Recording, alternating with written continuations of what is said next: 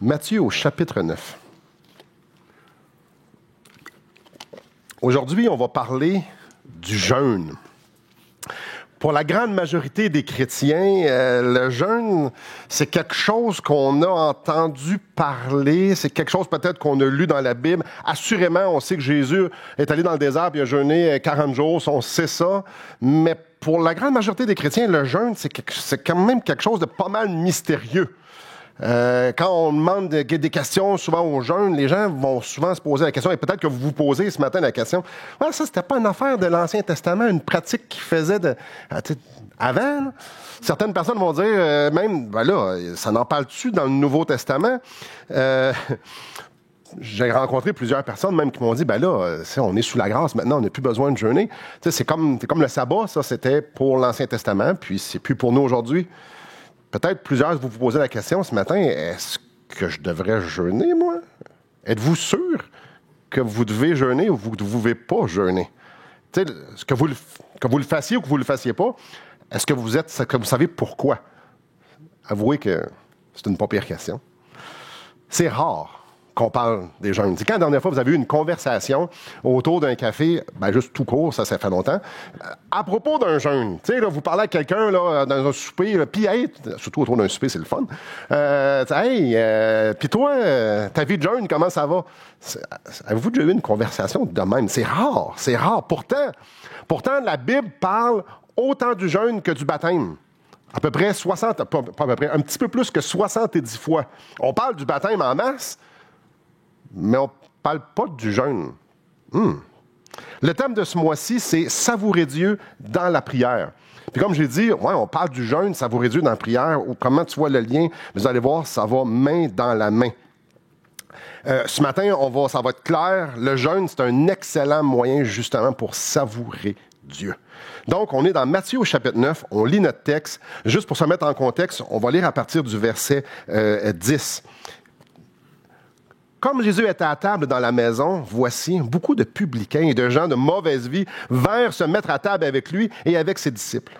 Les pharisiens virent cela et ils dirent à ses disciples, « Pourquoi votre maître mange-t-il avec les publicains et les gens de mauvaise vie? » Jésus, les ayant entendus, leur dit, « Ce ne sont pas ceux qui se portent bien qui ont besoin d'un médecin, mais les malades. Allez et apprenez ce que signifie « Je prends plaisir à la miséricorde et non au sacrifice, car je ne suis pas venu appeler des justes, mais des pécheurs. » Alors les disciples de Jean vinrent auprès de Jésus et lui dirent, « Pourquoi nous et les pharisiens jeûnons-nous, tandis que tes disciples ne jeûnent point? » Jésus leur répondit, « Les amis de l'époux peuvent-ils s'affliger pendant que l'époux est avec eux?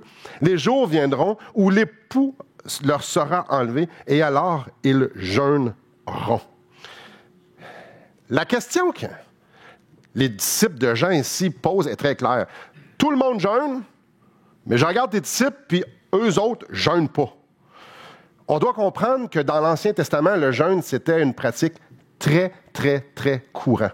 Et que ça l'a pas vraiment arrêté. Dans le temps de Jésus, c'était aussi la norme. Dans l'Ancien Testament, quand les fils d'Aaron sont morts, ben Aaron a jeûné. Quand David a entendu parler que Saül était mort, ben lui et ses hommes ont jeûné. On se souviendra dans Jonas, quand Nénive a entendu parler du jugement de Dieu, ben, ils se sont mis à jeûner pour implorer la pitié de Dieu.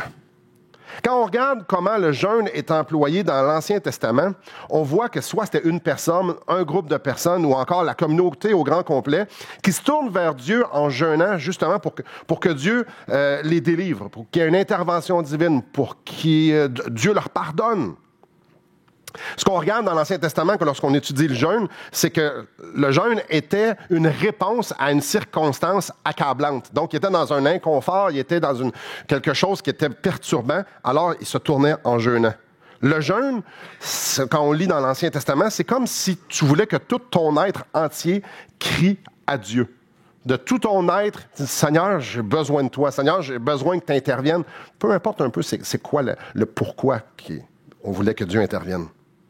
Des gens comme Jean-Baptiste, des gens comme les disciples de Jean-Baptiste, eux faisaient un bon jeûne. Faisaient un jeûne selon ce qu'on peut voir, un peu comme David, affligé, un peu comme les gens de Nénive qui imploraient la pitié de Dieu. Mais il n'y avait pas juste des bons jeûnes. Quand on étudie justement le jeûne dans l'Ancien Testament, c'était pas tout beau, la patente. On connaît le cœur humain. On a une énorme tendance à être religieux et on a une énorme tendance à être idolâtre. Donc, le peuple, eux autres, ils ont dit, attends un petit peu, toi. Si on jeûne, Dieu va probablement nous donner des faveurs.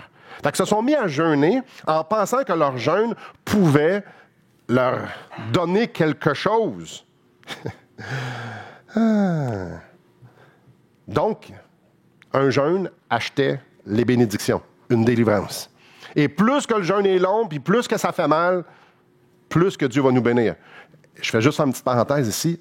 Ils offraient aussi leurs enfants en sacrifice. Pourquoi? Je ne suis pas en train de dire que Dieu demandait ça, là. Parce que plus que ça fait mal, plus que Dieu va bénir, plus qu'on va pouvoir attendrir son cœur avec notre piété.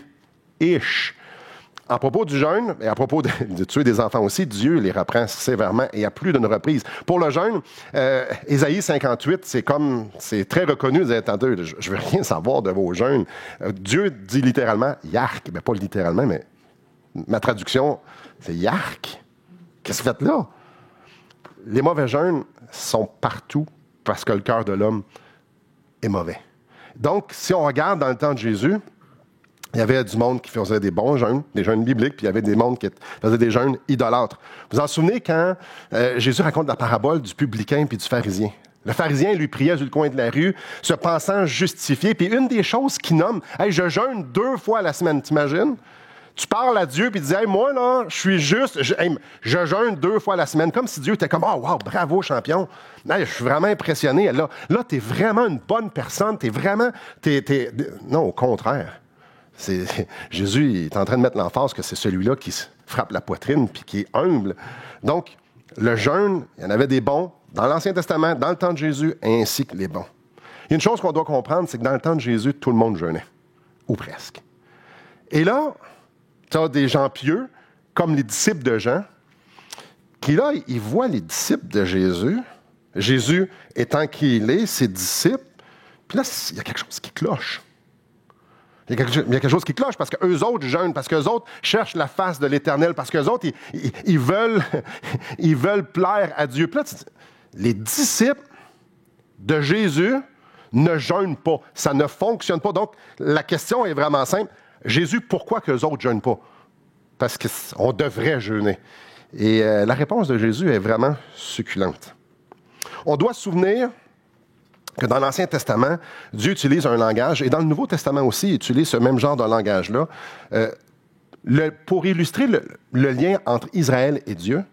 Dieu utilise une illustration qui est l'homme et la femme, l'époux, l'épouse. Donc, Israël était l'épouse de Dieu, que Dieu est l'époux.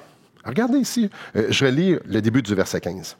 Jésus leur répondit, « Les amis de l'époux peuvent-ils s'affliger pendant que l'époux est avec eux? » Ici, Jésus fait une déclaration quand même assez percutante, parce que tout le monde sait que l'époux, c'est Dieu. Qu'est-ce qu'il est en train de dire? Je suis l'époux. Il est en train de se déclarer Dieu ici. Et il a dit, c'est pas le temps de s'affliger, là. C'est pas le temps de jeûner. Le jeûne, c'était une façon de chercher la face de Dieu. Le jeûne, c'était lié avec le commandement « Vous me chercherez et vous me trouverez si vous me cherchez de tout votre cœur » qu'on lit dans Jérémie. En fait, pas juste dans Jérémie, c'est partout dans l'Ancien Testament « Cherchez ma face ». C'est partout. Donc, le jeûne était relié à ça. Les amis de l'époux, grosso modo, ce que Jésus est en train de leur dire, ils n'ont pas besoin de jeûner. L'époux, il est là. C'est assez simple.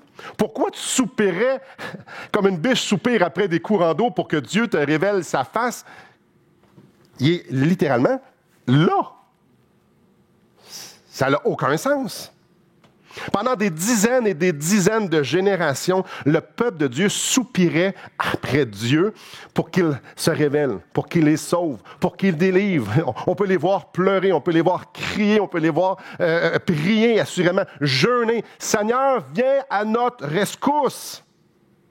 Et après des milliers d'attentes, des milliers d'années d'attente, là, le roi était avec eux. Celui qui était pour les délivrer, il était là, le Sauveur était là, le Rédempteur était avec eux. Frères et sœurs, il y a quelque chose ici qu'on doit vraiment super bien comprendre. Quand je n'étais pas là, vous jeûniez pour que je vous révèle ma face. Mais là, je suis là. C'est le temps de célébrer. C'est primordial de comprendre ça pour bien comprendre le reste. Le reste du verset. Les jours viendront où l'époux leur sera enlevé, et alors, ils jeûneront. Quand je vais partir, la célébration va terminer parce que je ne serai plus là. Alors, mes disciples vont recommencer à jeûner. Avez-vous bien compris comme moi, là? Quand je n'étais pas là, vous jeûniez. Quand je suis là, c'est le temps de festoyer. Mais quand je vais partir, le jeûne recommence. Quand on y pense, c'est quand même assez logique. Tu veux être proche de Dieu, tu veux voir, tu veux le goûter, tu veux le savourer, tu veux dépendre de lui. S'il n'est pas là, tu fais tout en ton pouvoir pour pouvoir t'accrocher à lui. Mais s'il est là, ben il est là. Mais que s'il part, ben tu recommences ce que tu faisais avant. Tu commences à courir après lui. Si c'était la norme de soupirer de ton être tout entier après lui pour pouvoir l'expérimenter, pouvoir le savourer, pour pouvoir être délivré, que ton âme soit délivrée, si c'était la norme avant sa venue, ben, pourquoi après son départ, on ne continue pas? Mais non, c'est la même chose. Et venez avec moi, laissez votre main dans Matthieu 9, et venez avec moi dans Actes au chapitre 13. Maintenant, ce qu'on veut savoir, c'est quand Jésus est parti, donc Jésus est mort, Jésus est ressuscité, il était élevé auprès du Père, exalté. Maintenant, qu'est-ce que les disciples ont fait? Qu'est-ce qu'eux autres ils ont compris? Donc, dans Actes au chapitre 13, on y lit au verset 1, il y avait dans l'église d'Antioche des prophètes et des docteurs. Barnabas, Siméon appelé Niger, Lucius de Cyrène, Manaën qui avait été élevé avec Hérode de Tertraque et Saul. Saul, c'est Paul. Pendant qu'ils servaient le Seigneur dans le ministère et qu'ils jeûnaient, le Saint-Esprit dit « Mettez-moi à part Barnabas et Saul pour l'œuvre à laquelle je les ai appelés. » Alors, après avoir jeûné et prié, ils leur imposèrent les mains et les laissèrent partir. Barnabas et Saul, envoyés par le Saint-Esprit, descendirent en Séleucie et de là, ils s'embarquèrent pour l'île de Chypre. Qu'est-ce qu'on est en train de voir ici? Ici, on voit une église qui cherche la face de Dieu. Qu'est-ce que tu veux qu'on fasse? C'est spécial. Oui, ils priaient, mais ils jeûnaient. Ils jeûnaient justement pour savoir, Dieu, qu'est-ce que tu veux qu'on fasse? On continue, là, on veut que ton royaume avance. Qu'est-ce que tu veux qu'on fasse? Et c'est dans cet état-là, dans cette disposition de cœur-là que Dieu leur a dit, ben là, vous allez envoyer mes 2 serviteurs. Et de là vient sinon la plus grande œuvre missionnaire, celle qui a eu le plus d'impact, le départ de Paul un peu partout, fonder des églises, ou là, ce qu'il a écrit la grande majorité de ses épîtres. C'est spécial. C'est alors que le peuple cherchait la face de Dieu dans la prière et dans le jeûne que le Saint-Esprit les a. Donc, est-ce que les chrétiens ont continué de jeûner après? Est-ce que les disciples de Jésus, à l'heure de son départ, ont recommencé à jeûner? Oui. Non seulement c'était les disciples, mais là, ici, c'était l'Église. L'Église d'Antioche. C'était même plus à Jérusalem, ça, là. Donc, c'était encore la norme pour les chrétiens de jeûner, de chercher la face de Dieu pour savoir qu'est-ce que Dieu tu veux qu'on fasse. Chapitre 14, toujours dans Actes, chapitre 14 au verset 23, on lit « Ils désignèrent des anciens dans chaque église, et après avoir prié et jeûné, ils les recommandèrent au Seigneur en qui ils avaient cru. » Quelle grande décision! Des anciens. Seigneur, qu'est-ce que tu veux qu'on fasse? C'est tellement une grande décision. Et ici, ils ne sont pas en détresse. Là. Puis dans Acte 13, qu'on vient de lire, ils ne sont pas en détresse. C'est juste, on veut savoir ta volonté. L'Église a cru bon que la meilleure façon de chercher la face de l'Éternel, c'était non seulement de prier, mais c'était aussi de jeûner. Il y a d'autres sortes de jeûnes aussi dans le Nouveau Testament. Tournez pas, mais dans 1 Corinthiens, chapitre 7, peut-être que vous dites, 1 Corinthiens, chapitre 7, si vous savez ce qu'il y a dans le chapitre, vous allez peut-être dire, il y a un jeûne là-dedans. Je vous le lis. Ne vous privez point l'un de l'autre, si ce n'est d'un commun accord pour un temps, afin de vaquer à la prière. Dans quel contexte? Ça, on parle ici de relations sexuelles au sein du mariage. Ne vous privez pas l'un de l'autre. Jeûnez, abstenez-vous. Ici, le jeûne, c'est de s'abstenir pour pouvoir chercher la face de l'Éternel dans la prière en couple. C'est spécial, hein? Écoutez ce que Paul dit quand il partage les souffrances qu'il a vécues dans 2 Corinthiens. Sous les coups, dans les prisons, dans les séditions, dans les travaux, dans les veilles, dans les jeûnes. Ouais, mais là, ça c'était Paul. Ouais, mais il le faisait à Antioche aussi. Puis ils l'ont fait dans l'autre église, dans le chapitre 14 aussi. C'était la norme. S'abstenir, c'est la norme. Ce qu'on voit dans le Nouveau Testament, c'est que les jeûnes ont continué, ont recommencé, je devrais plutôt dire, après le départ de Jésus. Ça a plein de sens. S'il n'est plus là, c'est normal de soupirer après sa présence. Maintenant, c'est quoi jeûner? Peut-être que vous ne le savez pas. C'est quoi jeûner? Puis avant de savoir c'est quoi jeûner, on va juste regarder un peu c'est quoi ne pas jeûner. C'est quoi qui n'est pas un jeûne? Tantôt, j'ai parlé du jeûne sexuel au sein du mariage pour pouvoir qu'on vaque à la prière. Avouez que c'est pas quelque chose non plus qu'on entend parler souvent. Pourtant, chapitre 7 d'un Corinthien, vous irez le lire, c'est vraiment écrit. Donc, on cherche la face de Dieu, on s'abstient de sexualité au sein du mariage. Là, il faut se poser la question, est-ce que la sexualité au sein du mariage, c'est pas une bonne chose? C'est pour ça que Dieu nous dit que tu ne dois pas le faire? Non, pas du tout. La sexualité, c'est excellent, même très, très, très, très, très, très bien. Je vais arrêter les emphases ici. Non. Ça nous parle de s'abstenir de nourriture. Est-ce qu'on est en train de parler que la nourriture, ce n'est pas une bonne chose? Ben non. Ben non, pas du tout. Saviez-vous qu'il va y avoir de la nourriture au ciel? Au festin des noces de l'agneau, il va y avoir de la nourriture. Nous allons manger en présence de Jésus-Christ au ciel. Et ça, on ne devrait pas être surpris de ça. Parce que quand Jésus n'était pas là, avant qu'il vienne, les gens jeûnaient. Quand il est venu, ils mangeaient. Vous vous en souvenez, ils ont même rompu le pain après. Quand il est parti, on recommence à jeûner pour manger avec lui pour l'éternité quand on va être en sa présence. On ne jeûne pas quand on est avec Jésus. On jeûne juste quand il n'est pas là. Le jeûne de nourriture, c'est-tu parce que la bouffe n'est pas bonne? Non, pas du tout. Au contraire, il y a rempli d'enseignements dans la parole de Dieu. Non, tout ce qui va au marché, c'est bon pour nous. Alors, le jeûne, c'est pas je m'abstiens de quelque chose de pas bon. La Bible dit les choses sont pas bonnes. Sors-les de ta vie, ça presse. S'il y a quelque chose qui n'honore pas Dieu de ta vie, c'est pas bon. Enlève-les. C'est un cancer, c'est la gangrène. Sors ça, ça presse. Non, le jeûne, c'est pas de dire je vais arrêter de regarder de la pornographie pendant une semaine. Non. On parle pas de ça, là.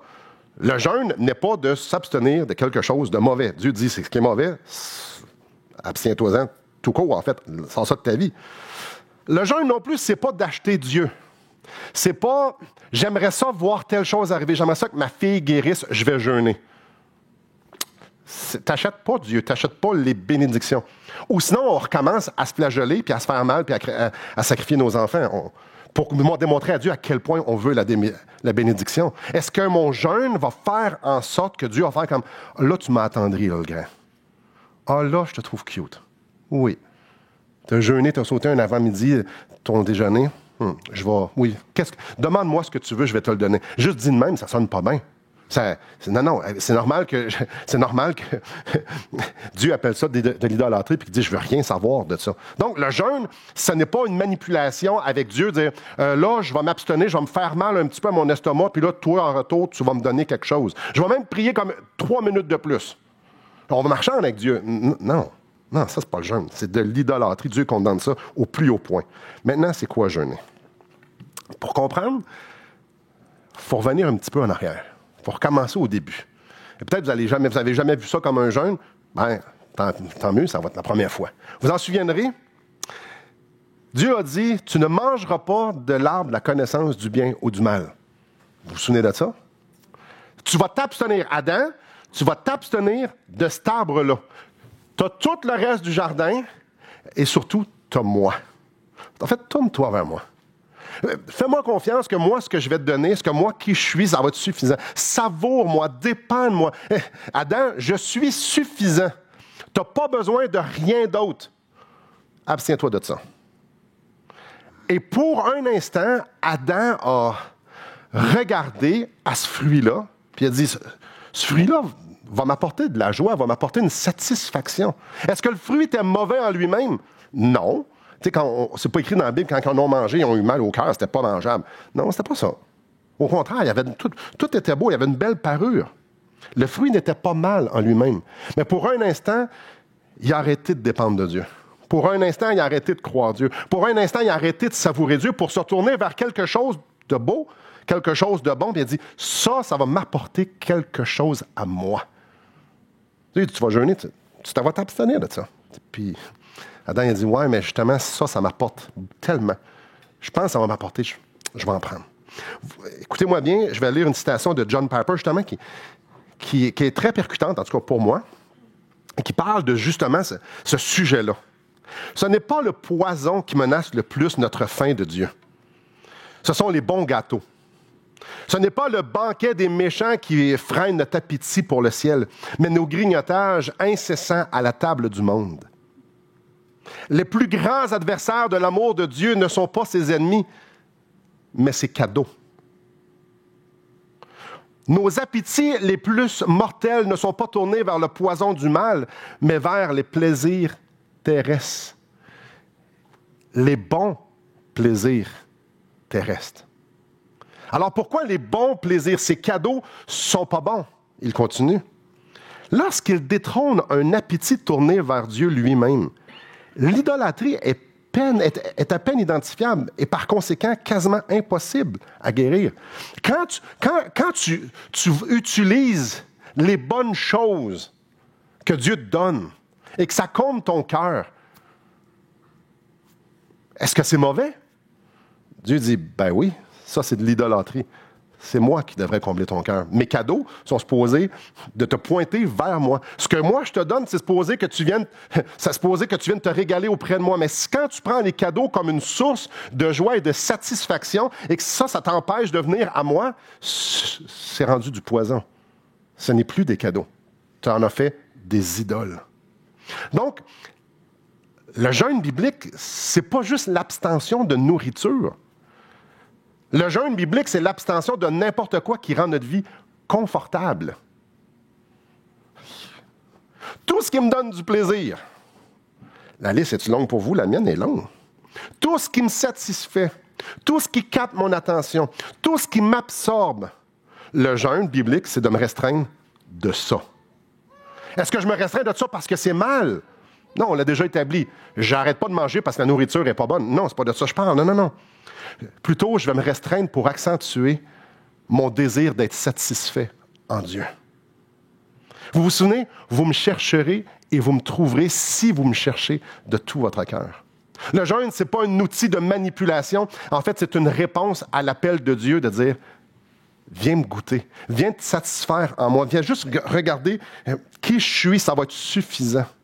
Viens dépendre de moi. Le jeûne, c'est une réponse à son appel qu'on dépende de lui, de savourer lui plus que n'importe quoi d'autre.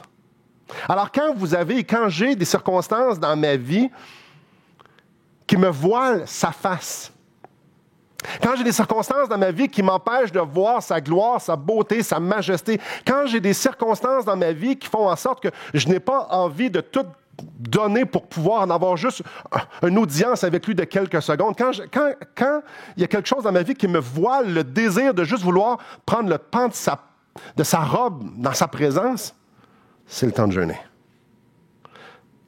C'est le temps de dire, j'ai besoin de toi. Là. Donc, ça soit positif ou négatif, c'est le temps. Là.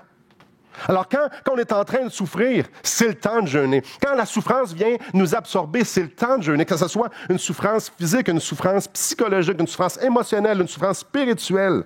Quand c'est le temps de prendre une grande décision ou une petite décision, c'est le temps de dire, Seigneur, je veux t'honorer, mais je ne sais pas quoi faire. Souvent, avez-vous déjà remarqué qu'il y a comme 2-3 bons choix, puis je ne sais pas quoi le faire. C'est le temps de jeûner. C'est le temps d'être à genoux devant le Seigneur et de dire, je veux juste faire ta volonté, je ne veux pas ma sagesse, tout ce que je veux, c'est que tu me le montres. Je veux me connecter à toi. Quand on est en train de combattre le péché, combattre la tentation, puis que c'est difficile, où est-ce qu'on trouve? On rouvre notre coffre à outils de « moi, je suis capable, je suis bon, je suis fort ». Non, il est vide. Moi, je suis perdu. c'est le temps de jeûner. Seigneur, je veux dépendre de toi. Je veux dépendre de toi. Quand on ressent un désert, on se sent déconnecté avec Dieu. C'est le temps de dire, c'est toi que je veux. J'aimerais ça vouloir te vouloir. Je suis loin, c'est le temps. C'est le temps de crier, viens me sauver de mes circonstances. Mon cœur est la circonstance. Bref, c'est le temps de jeûner quand n'importe quoi nous absorbe. Quand quelque chose nous voile la beauté de Jésus-Christ.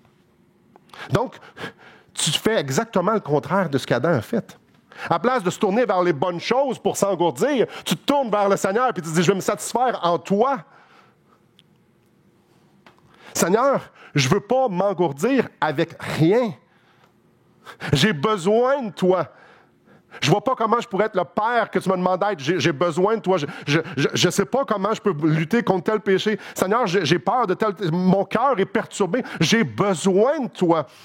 J'ai tellement besoin de toi. Je te veux plus que la nourriture. Seigneur, je te veux plus que le sexe. Je te veux plus que la télévision. Je te veux plus que les médias sociaux. Je te veux plus que le sport. Je te veux plus que n'importe quoi. Seigneur, je vais prendre un temps. C'est toi, je veux. Je me sens déconnecté. J'ai besoin de toi. C'est ça le jeûne. Montre-moi ta face. C'est à toi que je veux penser. C'est pas que la télévision est mauvaise en elle-même. Non, je veux juste pas être engourdi. Je veux juste pas être engourdi. Sachez une chose, c'est que quand on coupe la télévision puis les médias sociaux pour une semaine, notre corps va dire, mais là, tu fais quoi, là? Mais voyons. Qu'est-ce que tu es en train de faire? Qu'est-ce que tu vas faire de toutes tes soirées? Mais là, comment tu vas faire pour savoir? Tu ne sais pas ce que ma tante Thérèse va manger pour souper. Sur Facebook, je parle de fallusion ici. Ou la belle photo que la belle petite cocotte là-bas a pris. Tu ne verras pas, ton ami.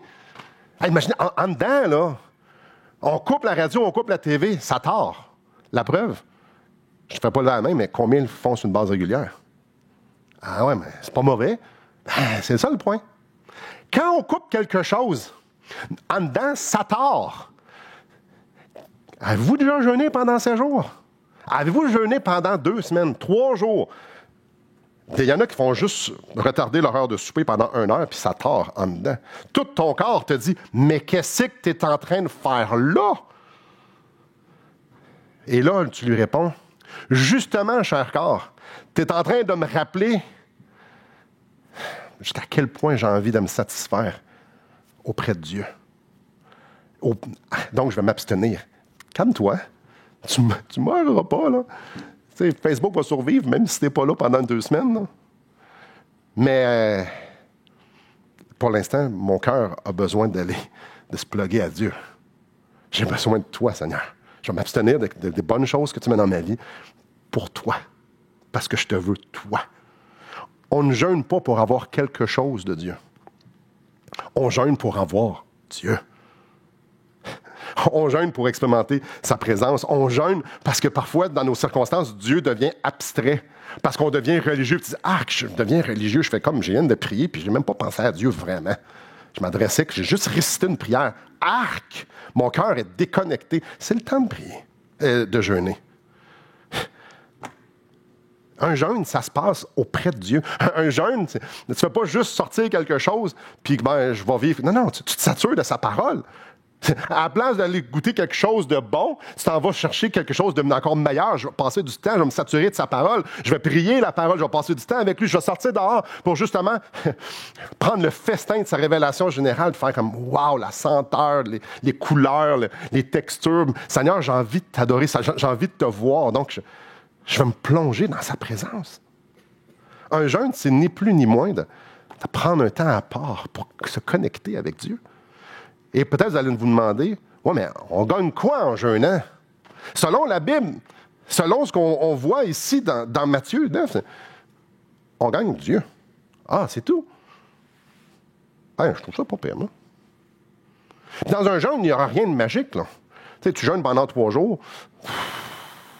Attendez-vous pas qu'il va y avoir des papillons un peu partout, puis là, tu arrêtes de jeûner, puis c'est comme, tu as eu d'avoir une épiphanie. Non, pas nécessairement. Il n'y a pas de garantie que tu vas recevoir de quoi, là. Il y a pas, tes circonstances ne changeront pas. De toute façon, ce n'est pas nécessairement pour les circonstances que tu as jeûné. Il y a une chose qu'on peut être certaine, c'est que tu vas avoir passé du bon temps de qualité avec ton Seigneur. Ça c'est sûr et certain. Puis il y a une chose aussi qu'on peut s'attendre, c'est quand tu passes du bon temps avec le Seigneur, bien, il transforme ton cœur d'une certaine façon. Puis c'est pas tout le temps, oui, mais je l'ai pas senti, j'ai pas senti de chaleur, peut-être que tu le sais pas, mais quand tu passes du temps avec lui, il travaille. Donc, le but d'un jeûne, c'est juste d'aller s'accrocher après Dieu. C'est tout. Puis si tu vas le gagner. Il dit, si tu me cherches, tu vas me trouver. En conclusion, avez-vous soif de la présence de Dieu? Ça, parce que répondre à oui, donc vous jeûnez. Ah, moi je veux la présence de Dieu. Donc, on est une gang ici qui jeûne le matin. Là. Est-ce que moi j'ai soif de la présence? Est-ce que j'ai faim de la présence de Dieu plus que la nourriture, plus que la TV, plus que les médias sociaux, plus que les jeux, plus que le sexe, plus que n'importe... Est-ce que j'ai faim? À quel point on a faim de Dieu pour que Dieu se révèle? Jusqu'à quel point je veux que Dieu m'éblouisse par sa présence? Sans bonbons, sans gâteau, juste lui. On a-tu du monde qui a faim?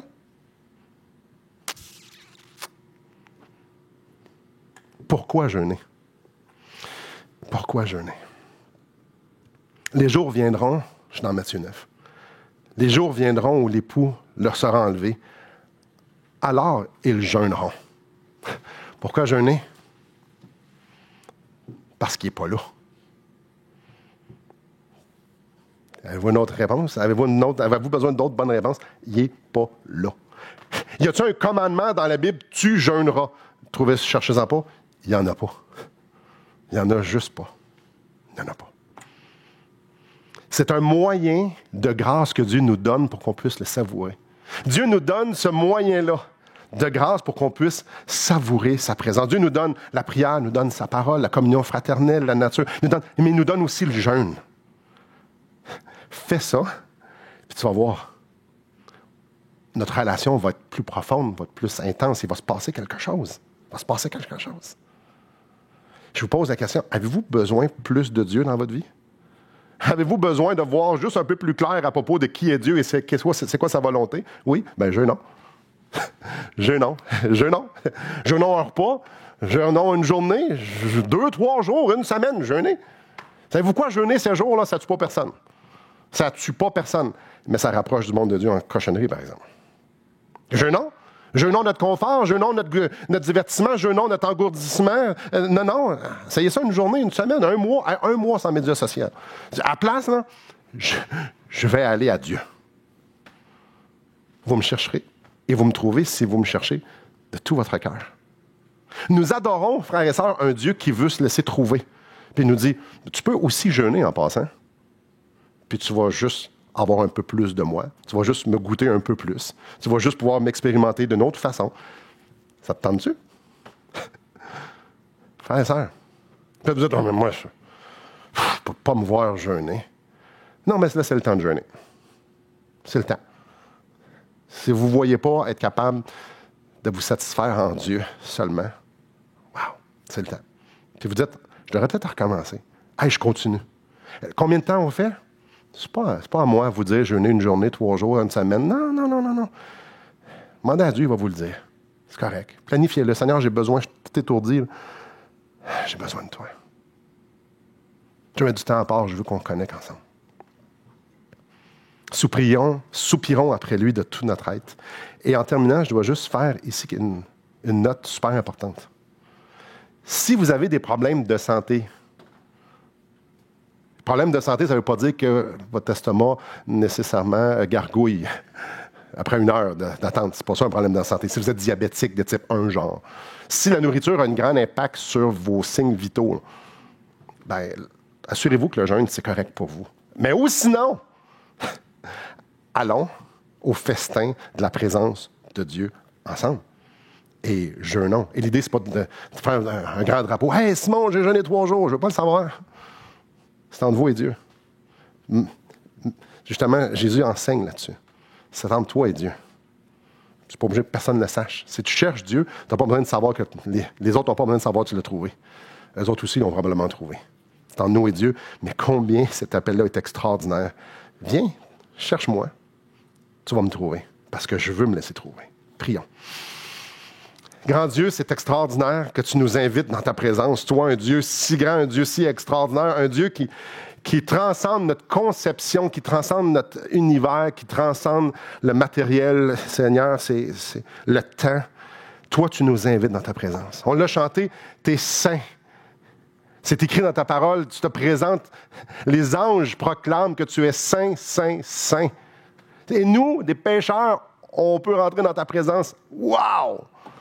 Merci, Seigneur, de cette invitation-là. Merci parce que tu veux te laisser déguster par nous. Tu veux qu'on savoure tes perfections, ta présence. Seigneur, tu veux pas juste qu'on soit religieux. En fait, tu veux pas qu'on soit religieux. Tu veux qu'on ait une relation profonde. Tu veux qu'on t'aime, qu'on soit passionné, qu'on te découvre.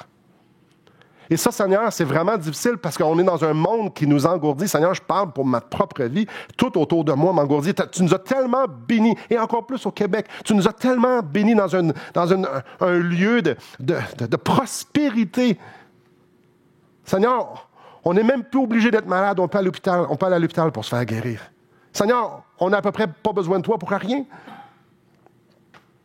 Si on a du temps libre, on peut le combler de n'importe quelle chose qui ne sont pas nécessairement mauvaises. Seigneur, tu es tellement gracieux. Mais combien je veux te confesser avec une grande honte que tous ces cadeaux, comme Piper dit, souvent c'est ce qui vient nous voler, ce qui vient me voler. Mon désir d'être à toi. Et Seigneur, ma prière pour moi, ma prière pour nous, pour cette Église, c'est justement que tu viennes nous donner cette soif et cette faim de toi qui est infiniment plus grande que n'importe quel bonbon et cadeau que tu pourrais nous donner. Que ce soit la guérison ou ben non, que ce soit plus d'argent, que ce soit la télévision, que ce soit n'importe quoi, la nourriture. Seigneur, ce que je te demande, c'est que tu viennes nous donner un profond désir, une faim d'être dans ta présence, de te déguster, parce que tu es digne. Parce que justement, Seigneur, tu nous invites en ta présence. Alors viens produire en nous cette faim grandissante. Viens produire en nous ce qui est nécessaire pour qu'on puisse saisir l'appel. Viens nous donner la sagesse, de savoir comment se comporter dans ce monde rempli de cadeaux et de bonbons. De sorte que ces choses aient leur juste place dans nos vies, dans ma vie. Oui, Père, merci pour ce moyen de grâce qui est le jeûne. Et je te prie que tu puisses venir nous convaincre de le pratiquer encore plus, de sorte qu'on t'expérimente encore plus, pour qu'il y ait une seule chose qui puisse sortir de ça, c'est que ton nom soit glorifié, parce que tu es digne.